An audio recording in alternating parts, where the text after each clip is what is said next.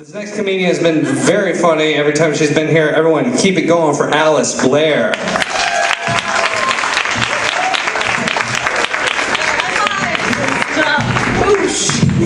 Woo! So I'm really excited tonight. You guys know why I'm excited? Why? I'm wearing fucking pants. I'm normally wearing dresses, and it's always great because I go on dates and guys are like, "Oh, you're so dressed up," and I'm like, "That is incorrect information. I can't afford laundry detergent. I have to choose one article of clothing to wear, and it is a dress." So, yeah. Now, I do want to quickly shout out. I actually have family here to support me tonight. My uncle's in the back over there. That's my Uncle Chip over there. Woo!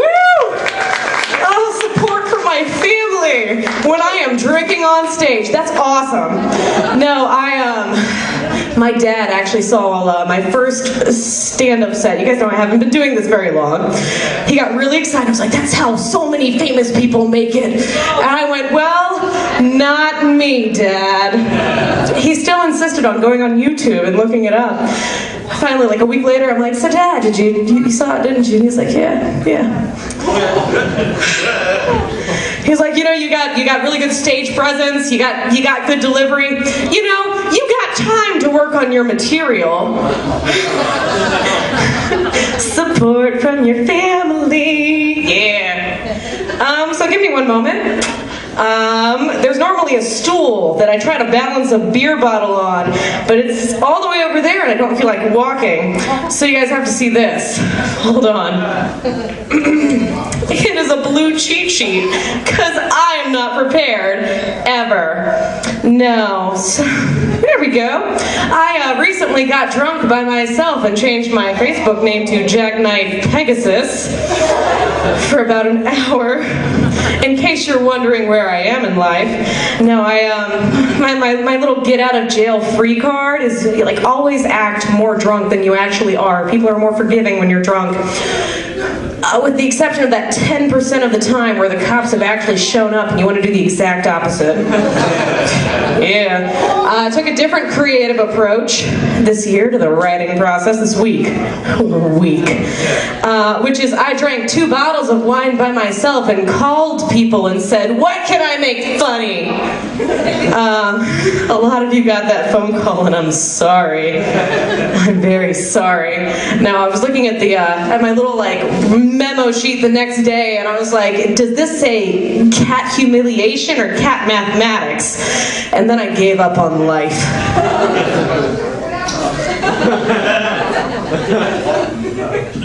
I don't even know anymore. I'm on a new form of birth control, which is great. I go to the doctor once every 3 weeks and I get a shot in my arm that turns me into a crazy fucking bitch that nobody wants to sleep with. That's my birth control. Yeah. I just folded this up and then I was like, I forgot what I'm talking about tonight, so let's not do that again. God. Now, have you guys ever Facebook stalked a guy you're into? Or girl? There's a lot of dudes in the audience, yeah? You know, you're sitting on your couch at like 2 a.m. You know, you've had a few drinks and you're like, I would really like to awkwardly stare at a picture of someone I'm crushing on. So you go up on your iPhone, you type their name into the little search button and you say, yes, that's them, and you push send, and then their name is your Facebook status. My phone is the worst wingman ever. I'm convinced my iPhone is a sentient AI sent from the future to make my life a little more awkward. It gets really bad. For example, I recently tried Tinder. Anybody else? You guys are all so much better at life than me. It's adorable. And Tinder, my phone was just like, so you're Tindering, you're sending this guy a message saying, hey, how are you? Why don't we make it better? Why don't we send that message 15 times? So that's cool. It also doesn't have any lock on like drunk texting, so that happens too much.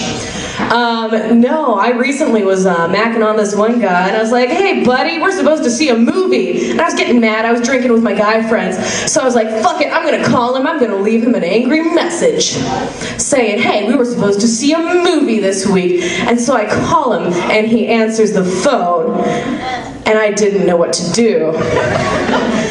He was like, hey, what's up? And I was like, hi, movie this week. And he said, yes. And I said, Thursday, yes. And he said, yes. And then I said, we're hanging out, come over. And he said, yes. And I said, fuck. So I was like, well, there's only one way to make this better, and this is to drink more, so I don't get too nervous. By the time he actually came over, I was excited, watching a Disney TV show, dancing around with my friends, and I was just like, yeah, man, we're watching Gravity Falls, because life is great. And he was like, okay, that's interesting. And then he realized I was fucking hammered. Everybody else left, and I was just like, hey. And he's like, well, I've got an art project to work on for school, and you need to sober up. And he left. So, anyways, that's just a really sad story about my life. Don't worry about it too much. But my favorite part of this story was the fact that the first time I called him, I hit the phone with my face out of nervousness and activated FaceTime. So I just started yelling, no, and hung up. And then I called back on FaceTime. And the same thing happened. Third time is the charm when it comes to FaceTime and not using it. It was bad. I'm sorry. Anyways, what else do I have to say tonight? Oh God, this is fun. So a great way to end a date early is to say, I'm sorry, I'd stay out for another drink, but I have to medicate my cat. At some point, you have to figure out what you're medicating your cat for, so I Googled the medication I was giving to my foster. It was for herpes, and I understood why so many guys left after using my restroom. Yeah. No, my favorite thing to do, people should not ever have me over to their homes, because my favorite thing to do is I like to raid their medicine cabinet and see what they're on, because it's nice to know that your friends are more fucked up than you are. There's a guy I was seeing for a while. Yeah, there you go. There was a guy I was seeing for a while, and I come out of his bathroom going, oh my God, guy, we're on the same fucking dosage of Adderall. And he said, actually, that's my wife, my ex-wife's Adderall. She was abusing it recreationally, and that was a big part of why we divorced. And I was like, oh, fuck. And then I had to act like I had ADD for the next year.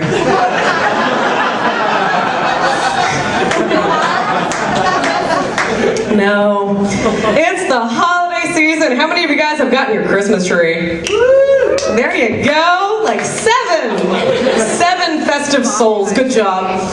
No, buying your Christmas tree is like the most depressing experience you can have when you live alone. I walk into Lowe's and I started sniffing every tree because I was just like, I just want something that masks the smell of cat urine in my home. So, after like 15 minutes, I'm like, I should find a sales associate. He's like, oh, hello, I work here. And I was like, which tree is more aromatic? And he goes, I don't know. So I said friendly, and I said, okay. And I went back to sniffing Christmas trees. It was at this point where my search for the perfect Christmas tree became very similar to me trying to hit on a guy at a bar. After walking around in circles for like 5 minutes, I was like, I'm gonna find one that's about 35 and alone. So I find one and I'm like, you'll do. I get him home and it still takes him like 3 hours to get it up, you know? And so I finally call a friend and I'm just like, oh hey, can you come over and help me with this fucking tree? She just sits there and watches, but I guess it does the trick. And we're all covered in sticky shit and it's just not a fulfilling experience. Merry Christmas, you guys. Tip your bartender is a thing comics are supposed to say. Have a great night, you guys. Keep it going for Allis Blair. Holy fuck. You guys having a good time? What? Why do you guys look confused? I put on my invisibility suit. You guys don't think it looks awesome? That's great. No, I'm just kidding. Turn around! I'm up here!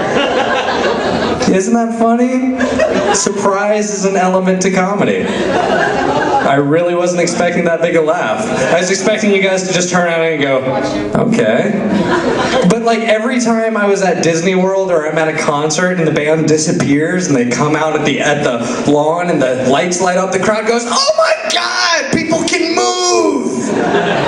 I guess that's what happened just now. You guys were just as pleased as all those people.